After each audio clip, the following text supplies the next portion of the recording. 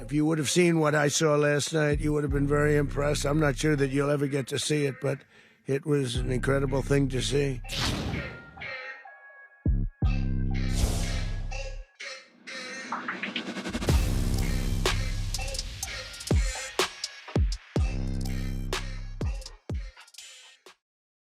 조금 전에 전해진 속보부터 한번 짚어보죠. 트럼프 미국 대통령이요, 내년에 국방비를 50%나 늘리겠다면서 꿈의 군대를 만들겠다 이렇게 선언을 했습니다. 자, 이러면은 50%를 늘린다는 게 얼마냐? 미국이 국방 예산을 내년 한 해에 2천조가 넘는다는 거예요. 그러니까 말 그대로 트럼프 대통령이 지난번에 올렸던 이거 까불면 다친다.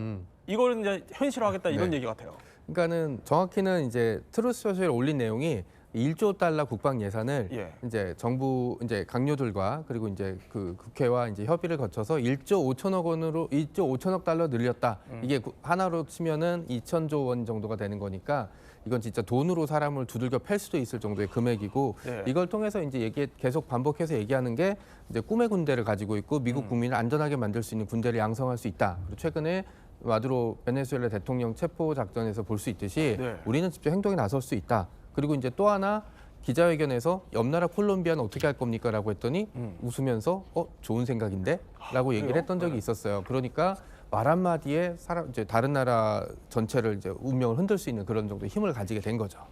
그렇군요. 이런 트럼프의 어떻게 보면 무력을 좀 강화하려는 행보는 특히 이번 다들 기억하시죠? 마두로 베네수엘라 대통령을 생포했던 그 작전에서도 드러납니다. 작전명 확고한 결의 저희가 영상으로 한번 준비를 해봤습니다. 자, 한번 보죠. 검은 밤하늘 위로 지금 군 헬기들이 줄지어서 날아가고 있습니다. 섬광과 함께 저기가 베네수엘라의 카라카스.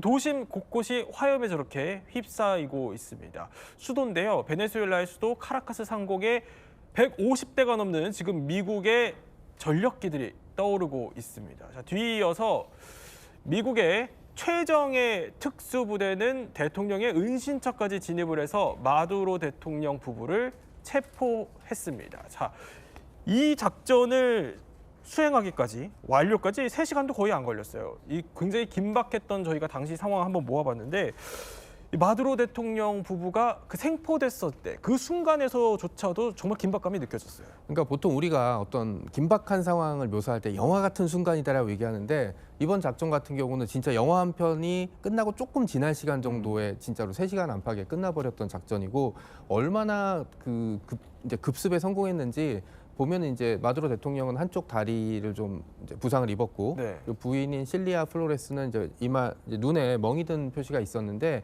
이제 미국 측 설명은 이제 급습을 받고 도망치다가 철제 문 뒤에 숨으려고 하다가 대통령은 거기에 문을 부딪혔고 그다음에 실리아 플로레스는 거기에 문이 좀 낮아갖고 거기에 이제 머리를 부딪혔다. 그러니까 아마 이제 대통령 침실 어딘가에 있는 비밀 통로로 나가려고 했는데 나가지도 못했거나 아니면 그 비밀 공간의 존재 자체를 이제 침투한 델타 포스가 이미 알고 있었던 상황으로 좀 추정이 되고 있습니다. 근데 이제 이 상황이 지금 3시간 정도 걸렸다는 거 외에는 밝혀진 게 뭐 당연히 아무것도 없고 원래 성공한 작전은 이제 이 이야기가 알려지기까지는 시간 좀 오래 걸리거든요. 특히 이제 델타 포스는 미국에서도 좀 과묵한 부대로 좀 알려져 있기 때문에 이제 이 시간 단위로 어떤 일이 어떻게 벌어졌는지 구체적으로 알려면 좀 시간이 좀 많이 걸리긴 하는데 확실한 건 3시간 정도 안팎에 그 미국 대통령이 지시한 적성국 대통령의 그 은신처, 그러니까 정확히는 카라카스가 아니고 남쪽에 병영이었거든요. 병영의 안전각을 습격해서 정확히 문을 부수고 들어가고 그 와중에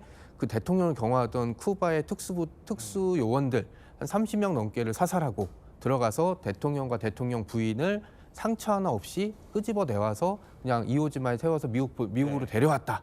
요건 확실한 건데 이제 특수부대사나 아니면 군사사에 있어서 어마어마한 이제 획기적인 이슈가 된 거죠. 이게 3시간 조금 넘게 걸린 이 작전이 얼마나 긴급했었냐면은 자, 아까 보면은 마두로가 거의 그냥 옷차림도 보면은 그 운동복 차림에 그리고 또 아내 같은 경우는 머리에 이제 멍들었는데 이게 나오다가 다친 거다 또 이렇게 알려지기도 했었어요. 굉장히 또 긴급한 작전이었다라고 볼 것 같은데 이 작전이 그럼 어떻게 또 전개된 거예요? 그러니까 이제 작전이 끝나고 뭐 트럼프 대통령도 기자회견했고 또 거기에 덧붙여서 미 합참의장이 좀 디테일하게 설명을 했습니다.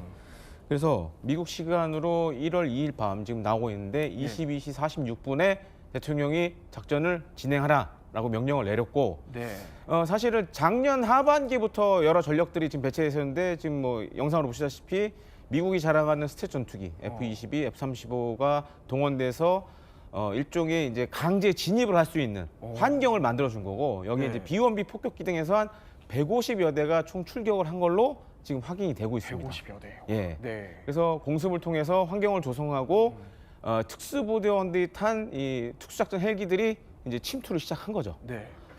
그래서 지금 이 특수부대원들 태운 이 헬기들 같은 경우에는 특수작전에 특화된 아주 특별한 헬기입니다. 그래서 미 육군의 160 특수작전 항공연대라고 있는데 헬기 특수부대라고 생각하시면 돼요. 지금 영상에 나오지만 네. 이 부대원들 같은 경우에는 MH-60M 블랙호크, 지금 화면에 나온 게 MH-60M 블랙호크 아니면 이제 치누크 헬기들인데 이런 걸 타고 기습적으로 마두로 은신처로 지금 들어가는 장면입니다. 그래서 여기에는 사실 그 MH-60M DAP라고 무장 헬기들도 있는데 네. 예를 들어 날아가고 있는데 뭐 대공포 쏜다 그러면 이 헬기들이 로켓이나 기총을 이용해서 제거를 하고 그러니까 동시다발적으로 지상을 제압한 다음에 이제 특수부대원들이 탄 헬기들이 들어가는 거죠. 그렇군요. 그런 뒤에 이제 이오지마함이라는 걸 통해서 또 이송 작전까지 벌었어요. 예. 그래서 이제 미군이 그 지금 이제 베네수엘라 앞 바다에 이 이오지마 이 대형 상륙함을 배치를 해놓고 있었습니다. 그래서 이 체포한 이 마두로 전 대통령을 오스프리 헬기에 아마 태워가지고 오스프리 같은 경우에는 지금 카리브해에서 미 본토로 비행이 가능합니다. 그러니까 항속거리가 굉장히 길어요. 그래서 심지어 우리나라도 일본 오키나와에서 한반도까지 바로 날아올 수가 있습니다. 네, 이런 걸 통해서 미 본토로 지금 데려가서 미 뉴욕 쪽으로 이송을 한 걸로 좀 생각이 됩니다. 자, 헬기의 함정에 온갖 것들이 이제 거의 다 동원되는 치밀한 작전이 근데 이게 다 이루어지기에 거의 3시간 정도 걸렸다. 자, 이렇게 빠르고 어떻게 보면은 치밀한 작전이 그러니까 그만큼 준비가 엄청 치밀하게 필요했을 것 같거든요. 맞습니다. 준비에 대해서는 사실 적성 국가에 대한 일반적인 정보는 미국의 수많은 정보기관에서 계속 매일마다 하는 업무가 그겁니다. 그런데 작전에 구체화가 돼서 우리가 베네수엘라에 작전을 할 것이다. 이런 예상이 약 6개월 전에 떨어졌다고 해요. 그럼 6개월 전부터는 어떤 정보를 모았냐? 실제 작전에 들어갔을 때 꼭 필요한 요소들을 다 모아냈을 겁니다. 네. 그게 뭐 인적인 정보가 있을 거고 신호 정보도 있을 거고 그런데 이번 그 특수작전이 정명섭 작가님이 말씀하신 것처럼 모두에서 말씀하신 것처럼 전에 없었던 새로운 컨셉의 특수작전이다. 그러니까 이번 특수작전과 이제 이 이후의 특수작전은 달라질 수밖에 없습니다. 패러다임이 바뀐다. 맞습니다. 간단히 말씀드리면 예전에는 사이버전하고 전자기전을 따로 구분했다면 이제부터는 사이버 전자기전이 본격적으로 된 거고 복잡하게 말씀드리기가 그러니까 간단하게 말씀드릴게요. 만약에 저랑 누구랑 싸운다. 그러면 이 사람이 저를 못 보게 하는 게 제일 유리하겠죠. 그럼 눈과 귀를 막는 겁니다. 그렇죠. 예. 그거 자체가 그들을 보지 못하고 듣지 못하게 하는 거고 그래도 싸우면은 우리에게 또 위협이 되는 게 팔과 다리겠죠. 그게 방공체계 혹은 뭐 적의 항공 세력 이런 것들인데 그거마저도 자른 뒤에 네. 저는 눈을 뜨고 귀를 열고 주먹과 다리를 이용해서 그를 공격했다. 즉 미국만 할 수 있는 건데 우수한 정보력과 그리고 작전 능력을 이용을 해서 판을 아예 만들고 들어가는 겁니다. 그러니까 우리가 무력을 투입하기 전에 벌써 이기는 판을 만들고 무력을 투입했기 때문에 이런 작전을 할 수 있는 거고요. 제가 예상하고 또 많은 군사 전문가들 예상에 미국처럼 미국만 할 수 있는 작전이고 미국 이외의 국가가 10년 내에 이런 작전을 이만큼 성공적으로 할 수 있겠느냐 어렵지 않겠나라는 예상을 합니다. 자, 그래픽 다시 한번 보면은 그러니까 이 얘기예요. 치밀했던 그 작전 준비가 자 보면은 저렇게 안과 모형까지 만들어서 정보전, 그러니까 애완동물까지 다 알고 있었다는 거예요. 그 정도로 이제 정보가 치밀했고 거기에 눈과 귀를 막는 사이버 교란전으로 정전을 유도했을 가능성이 또 거론이 되고 여기에 방공망까지, 그러니까 팔을 그냥 못 쓰게 만들어 버리는 거죠. 그렇죠. 보지 못하고 듣지 못하고 손 발을 못 쓰는 거죠. 그리고 많은 사람들이 복장하고 애완동물이 뭐가 그렇게 중요한 요소냐라고 이야기하는데 굉장히 중요한 요소입니다. 고부가가치 타겟에 대해서 우리가 이 사람이 맞나 안 맞나를 알아야 할 때 중요한 것 중에 하나가 용모입니다. 그러니까 어떤 옷을 입었고 키가 어느 정도고 이게 굉장히 중요하고요. 애완동물이 왜 중요하냐 하면 애완동물을 키우시는 분들은 다 아시겠지만 애완동물이 있으면 행동 패턴이 달라집니다. 열려야 되는 문이 달라지고요. 꼭 나가야 되는 시간이 따로 있습니다. 네. 그렇기 때문에 그게 우리의 공격 타이밍이 될 수 있는 거죠. 자, 그런데 이 작전에는요. 어마어마한 또 비밀 병기들이 동원이 됐습니다. 한번 볼까요? 자, 바로 우리 뒤에 떴는데, 자, 이 세 가지 비밀 병기 가운데, 자, 첫 번째 일단 살펴보도록 하죠.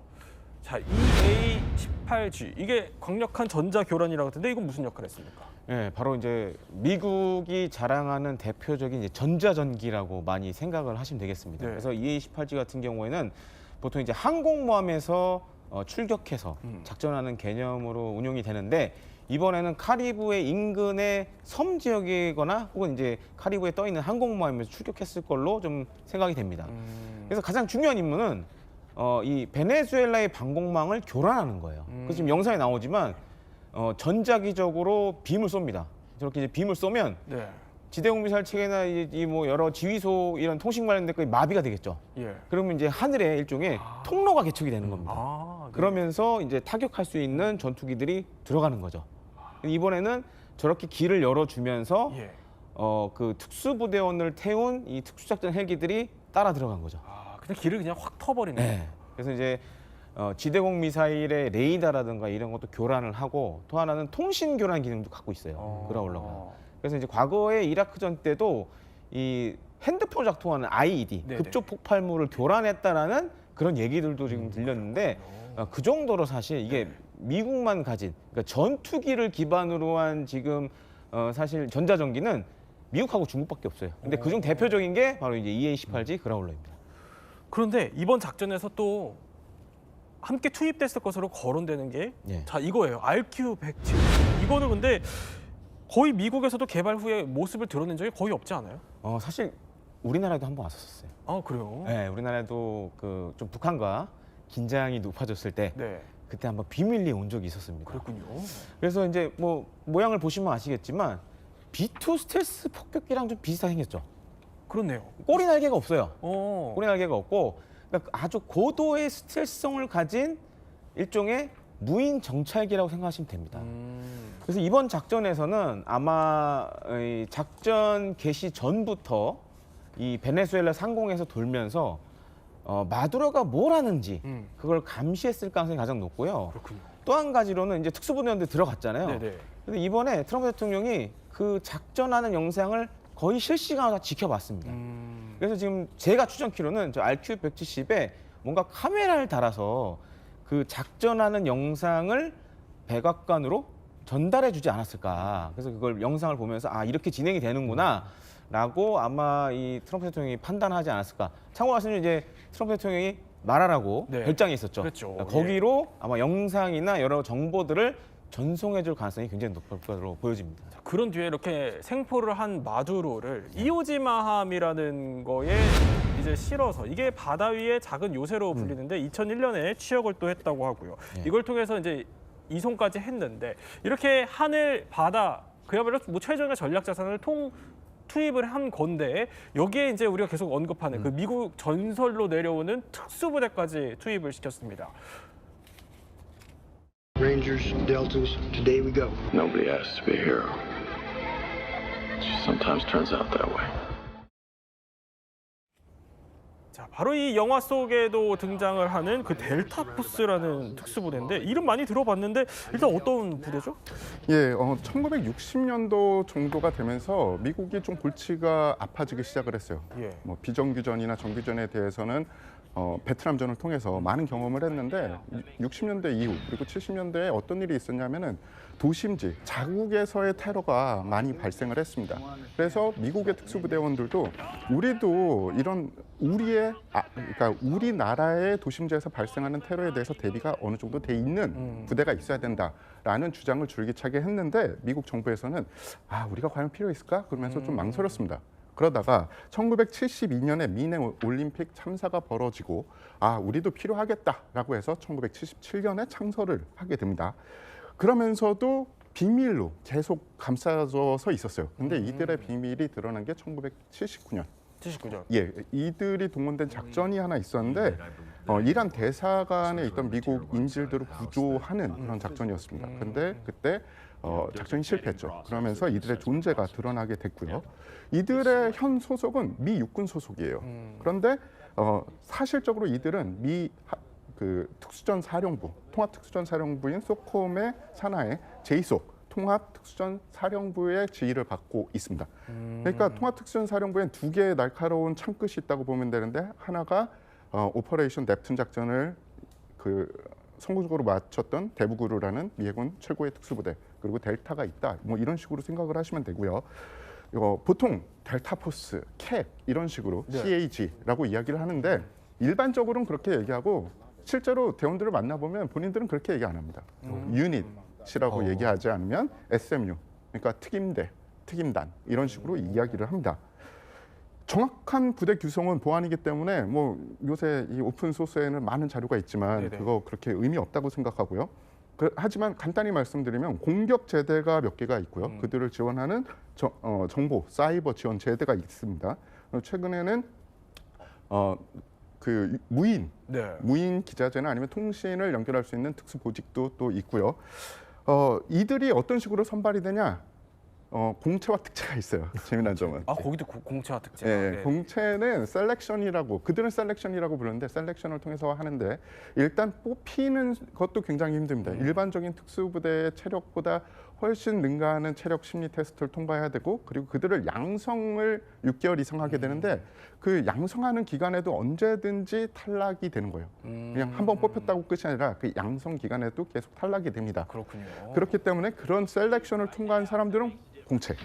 그런데 그렇게 뽑을 수가 없어요. 왜냐하면은 인원은 많이 필요한데 그렇게 아주 세밀한 셀렉션을 뽑을 수 없으니까 그래도 우수한 인원들 우리가 좀 다른 용도로 써야 된다. 그러면 또 특채를 합니다. 근데 우리 태 기자가 이렇게까지 자세히 설명을 해줄 수 있는 거는 실제로 델타포스 요원들을 만나보셨죠? 예, 실제로 만나도 받고 델타포스 출신의 교관님들한테 훈련도 받았고. 훈련을 받으셨군요? 예. 네. 그리고 그들과 함께 사격 훈련을 해보고, 그리고 현역분들도 여러 분 만나봤어요. 이게 지금 태 기자님. 예. 그래서 중간에 있는 게 마이크 패넌, 그리고 저 맨 좌측에 있던 게 팽 맨나마라라고 델타에 있을 때 전설적인 홍보 비디오에 출연했던 분이고요. 네. 제가 만나본 델타포스 대원들은 뭐 북한에서는 이들은 둔갑수를 쓰는 뭐 존재입니다라고 얘기하는데 그거보다는 기본에 매우 입각해 있는, 그러면서도 규칙이 철저합니다. 어떤 식이냐면 하루에 몇백 발도 자기가 필요하다면 가서 쏠 수 있어요. 대신에 훈련을 해도 되고 안 해도 되지만 이들이 정해놓은 기준에 만약에 떨어진다. 그러면 첫 번째 만약에 한 번 떨어지면은 행정 업무를 맡깁니다. 근데 행정 업무를 하면서 다시 그 훈련을 해서 다음 기준에, 다음 시험에 통과해야 돼요. 만약에 다음 시험에 통과 못했다? 그러면 부대에서 쫓겨납니다. 근데 제일 궁금한 건데 훈련이 정말 힘들 것 같거든요. 제일 힘든 훈련이 뭐예요? 그들은 너무 많은 훈련을 하고요. 심지어 어떤 팀이 있냐면 계단만 빠르게 치는 팀도 있어요. 모든 게 특화되어 있기 때문에 뭐가 제일 힘들다라고 그들에게 이야기하는 거는 제가 보기엔 맞지 않다고 봐요. 모든 게 제일 힘들고 그들에겐 다음 날이 제일 힘든 날일 겁니다. 매일매일이 어제보다 오늘이 힘들고 맞습니다. 오늘보다 내일이 힘들고 이렇군요. 자, 그러면 이게 궁금합니다. 이번에 이 작전에서 무슨 역할을 한 거예요? 델타포스가?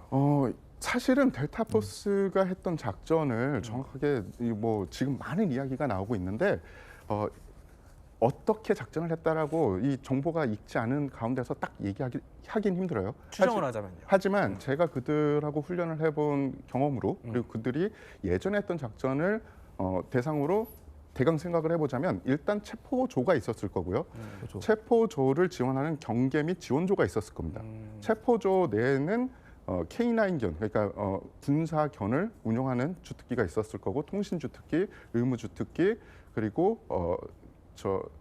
무인 체계와 통신을 운영하는 주특기가 있을 거고, 그리고 지원조에는 저격수와 무인 전투 체계를 운영하는 주특기, 그리고 중화기를 운영하는 주특기가 있었을 겁니다.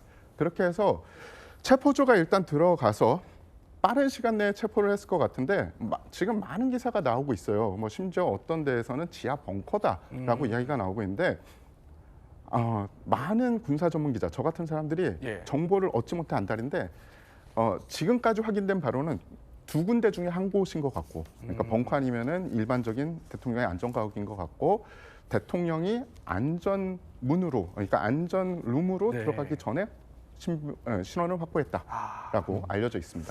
그렇게 이렇게 이제 델타 포스가 마두로를 생포한 뒤에, 그런데 지금 이 시각에도 떨고 있을 걸로 추정되는 사람이 한 명 더 있습니다. 바로 영상으로 볼까요?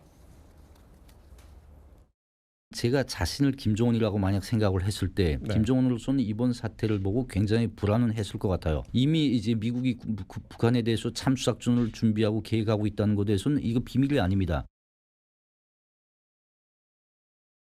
자, 실제로 마두로의 생포 이후에 김정은도 이런 발언을 또 내놨습니다. 한번 보면은, 자, 그래픽 한번 볼까요? 최근 국제적 사변이 핵 억제력 필요성을 설명해 준다. 그러니까 이 마두로 사태를 보면서 핵 필요성을 좀 간접적으로 언급한 겁니다.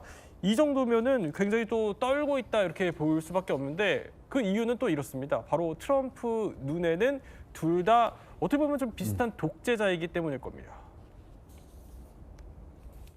It was a force against a heavily fortified military fortress in the heart of Caracas to bring outlaw dictator Nicolas Maduro to justice. This cruel dictatorship measures them, scores them, and ranks them based on the most arbitrary indications of their allegiance to the state. 자, 그러니까 김정은이 두려움에 떨 수밖에 없는 게, 사실 물론 수직적으로 비교하기는 조금 어렵습니다만 마두로와 김정은 둘 다 이제 독재 정권을 갖고 있다, 이런 공통점이 있어요. 그리고 이제 앞서도 잠깐 나왔잖아요. 트럼프 대통령이 우리 국회에서 연설할 때, 저도 그때 생생히 기억나는데 2017년에 트럼프 대통령하고 김정은하고 자기 책상 앞에 핵단추 있다고 자랑하던 때였거든요. 물론 그 뒤에 이제 미국 간의 정상회담이 있으면서 많은 게 완화가 됐지만 지금도 사실 상황은 비슷합니다. 그러니까 어쩌면 트럼프 대통령이 그런 마두로를 체포했듯이 그런 군사적 옵션은 상시 준비되어 있거든요. 지금. 상시 준비되어 있다고 봐야 되거든요. 그리고 또 한 가지로는 사실 뭐 여러 이제 탈북자분들도 얘기했지만, 북한 같은 경우에는 지금 이제 영상으로 나오죠. 2003년에 이 봉수 마약 밀수 사건도 있었습니다. 그러니까 북한이 국제사회에서 마약과 관련된 문제가 없는 건 아니에요. 그리고 어떤 것들은 심지어 국내에서 유통되기도 합니다, 지금. 그러니까 그럴 정도로 굉장히 심각한 문제가 되고 있는데, 아직은 다만 미국이 이 마약과 관련돼서 딱 꼬집어서 얘기하진 않아요. 하지만 계속적으로 정보라든가 이런 것들은 수집을 하고 있죠. 그러니까 그런 측면에서는 김정은 입장에서도 불안할 수밖에 없는 그런 상황이라고 말씀을 드리고 싶습니다. 그러니까 독재자의 마약에 좀 비슷한 공통점들이 있다 보니까 김정은도 아무래도 이번 작전을 신경을 쓸 수밖에 없다는 겁니다. 게다가 미국이 지금 마두로를 생포한 뒤에 그린란드도 넘보고 있잖아요. 여기에 뭐 군사 옵션을 열어두고 있고, 다른 나라 이제 영토까지 어떻게 보면 넘보기 시작하는 건데, 이런 상황이면은 트럼프가 일단은 김정은에게 뭔가 받아낼 게 있기 때문에 지켜본다지만, 혹시나 수가 틀리게 되면은 여러 가지 선택을 할 수 있을 것 같은데요. 그 선택 중에 하나의 옵션이 나왔던 게 이제 뉴욕타임즈에서 얼마 전에 나왔던 기사가 있었죠. 이제 실팀이 이제 북한의 서해 바다에 들어가서 이제 뭔가 도청 장치를 설치하려고 하다가 북한의 민간인과 야간에 마주치면서 작전이 실패해서 돌아왔다. 이게 이제 뉴욕타임즈 발표가 나고, 이때도 트럼프 행정부죠. 그렇죠. 1기 정부 때였거든요. 그리고 이제 트럼프 정부 관계자들은 사실이 아니다. 네, 틀린 보도다라고 얘기했지만, 이제 정보 관계자라든지 전문가들은 대부분 사실일 거라고 이제 얘기를 좀 하고 있습니다. 그러니까 김정은이랑 뭐 웃고 있건 아니면 서로 이빨을 으르렁대고 있건, 그 뒤쪽에 트럼프 뒤쪽에는 유사시에 김정은의 위치와 그다음에 김정은 타격할 수 있는 이제 옵션들이 잔뜩 존재하고 있다라는 거고, 그린란드 같은 경우는 미국의 안보에 필요하다는 이유로 계속 얘기했는데, 사실 그린란드는 덴마크의 자치령이고 또 나토에 이제 가입한 국가이기도 하거든요. 그리고 유럽에 있는 국가이기 때문에 사실은 갈등이 일어난다는 것은 좀 웃긴 일인데, 트럼프 대통령 같은 경우는 미국에 필요하다는 이유로 계속 이제 그린란드를 팔아라, 넘겨달라라고 얘기하고 있고, 최근에는 농담인지 진짜인지 모르겠지만 군사적인 옵션에 대해서도 이제 뭐 배제하지 않겠다. 그 이전에는 갈등이 일어나도 아니 이거는 그냥 정치적으로 풀 문제지 우리가 영토를 무력으로 뺏거나 그러지 않는다라고 이제 선을 그었는데, 최근에는 군사적인 옵션도 테이블에 올려놓고 있다라는 뭐 좀 더 많이 나가야 될 지점이긴 하지만 그런 식의 영토적인 욕심을 내고 있고 참고로 북한에 만약에 김정은을 이제 체포하거나 암살할 이제 그 작전을 타격 작전을 하게 들어가게 될 때는 네. 우리나라 같은 경우는 이제 준비된 부대가 있죠. 이제 뉴스에 참수 부대라고 이제 종종 나오고 있는 제 13 이제 특임 여단 같은 경우는 유사시에 평양에 진입해서 네. 김정은의 신병 확보하거나 아니면 타격할 수 있는 그런 지금 작전을 영상에서 준비된 나오는 네 부대가 맞습니다. 있군요. 아마 예. 같이 들어가지 이제 뭐 혼자 단독으로 들어가지는 않을 거고 대북으로나 아니면 같이 진입해서 제거 임무를 맡을 거를 보고 있습니다. 근데 김 대표가 우리가 한번 짚어봐야 되는 거는 이제 북한이 정말로 한반도 유사시 상황이 생겼을 때 네. 우리나라뿐만 아니라 이제 미국도 네. 만에 하나 이제 상당한 위협을 받고 있다 이렇게 판단을 하면은 이런 참수 작전을 할 수 있는 그 가능성을 배제할 수는 없잖아요. 그러면은 그때를 위해서 생각해 놓은 시나리오 이런 것도 있을 것 같은데요. 당연히 있을 거라고 생각이 되고요. 또 한 가지로는 북한은 어찌 됐든 지금 핵무기를 가지고 있지 않습니까? 그렇게 되면 가장 효과적인 방법은 핵 발사 권한이 있는 김정은을 조기에 제거하거나 체포하는 겁니다.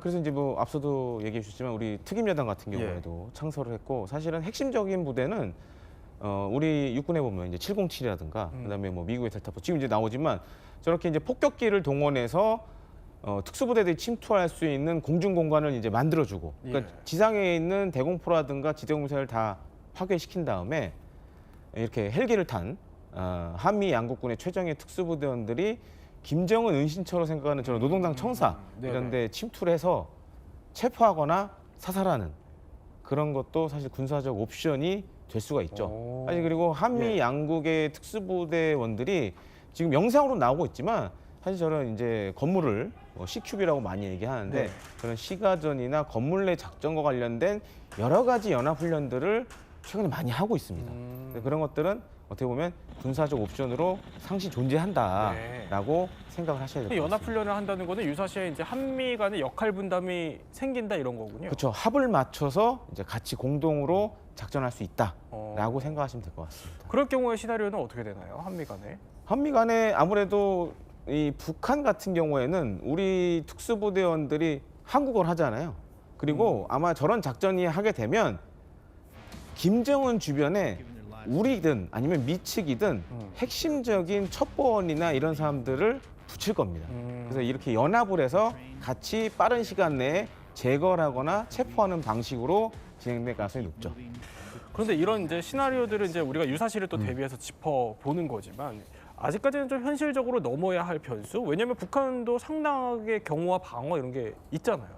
원래 그 평양에 있는 대공포 숫자가 밀도로 보면은 전 세계 첫 번째, 두 번째 정도 있을 거고 그리고 이제 이런 사례들을 봤기 때문에 김정은은 더더욱 자신의 이제 은신처 내지는 이제 안전가옥에 대해서 이제 신병이 나가는 거를 이제 위치가 노출되는 걸 더 막으려고 들 테고요. 그리고 또 하나가 가장 중요한 변수가 이제 중국과 러시아가 이 상황을 어떻게 볼 거냐. 왜냐하면 이 평양을 타격할 정도면 엄청나게 많은 공군 전력과 특수부대를 동원해야 되는데 이거를 사실 한미 연합군이 준비하게 될 때 중국이랑 러시아가 이거를 모르고 넘어갈 수는 없거든요. 근데 이들이 어떻게 봐야 되느냐. 왜냐하면 베네수엘라는 이제 서반구에 들어있고 미국의 아래쪽에 있기 때문에 미국이 내 영역 아니다라고 얘기할 때 중국과 러시아가 뭐라고 얘기할 수 없는 부분이 있는 반면 북한은 그런 지점이 아니고 북한의 그 존재가 중국과 러시아에게 아직도 가치가 있기 때문에 이런 이제 특수작전 같은 경우는 이제 그 현실적으로는 이제 변수가 굉장히 많다라고 보시면 될 것 같습니다.